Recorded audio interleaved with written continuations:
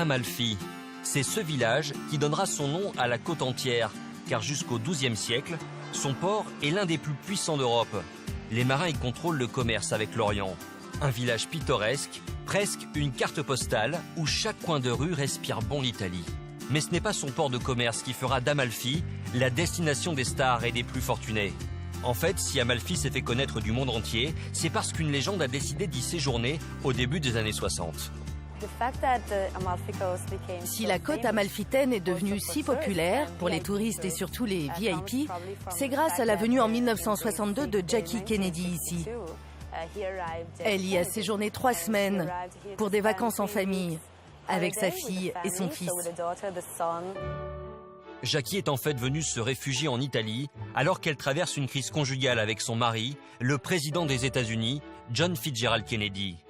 Et cet été-là, sous les yeux des photographes qui la traquent, elle va croiser la route d'un bel Italien, l'héritier de l'empire Fiat, Gianni Agnelli, l'un des hommes les plus puissants du pays. Quand Jackie Kennedy et l'héritier Gianni Agnelli se sont rencontrés durant l'été 1962, ils ont passé beaucoup de temps ensemble. L'héritier dormait dans la villa où elle séjournait. Il l'accompagnait en balade, il lui montrait la côte, les jolis coins des villes. Ils ont été immortalisés ensemble sur des bateaux ou au restaurant. Et c'est comme ça que la rumeur d'une idylle entre eux est née, à cause des photos des paparazzi. Un flirt interdit qui donnera un coup de projecteur sur la côte amalfitaine, au point d'attirer de célèbres acheteurs comme Sophia Loren qui installe sa maison de vacances. Aujourd'hui, 50 ans plus tard, il n'existe ici plus aucun terrain constructible. Alors il s'agit d'une chasse au trésor pour les agents immobiliers à la recherche de vieilles bâtisses d'exception. Les manoirs de luxe sont plus souvent dans des endroits confidentiels, à quelques kilomètres du centre de la ville.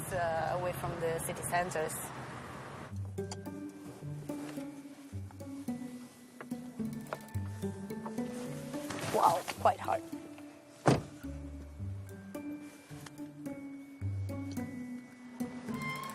Bonjour. Bonjour, merci de nous recevoir, je suis Ariana. C'est l'une des propriétaires, Carmela, qui fait visiter la demeure datant du XVIIIe siècle.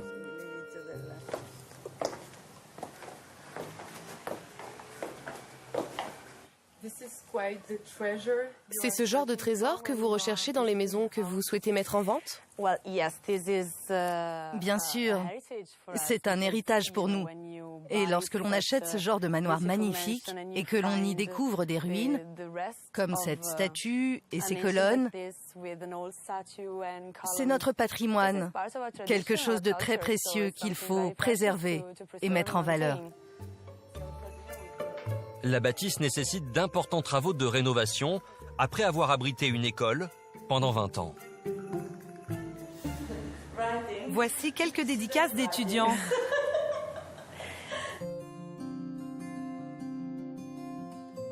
Pourtant, son prix de vente atteint en l'état plus de 10 millions d'euros.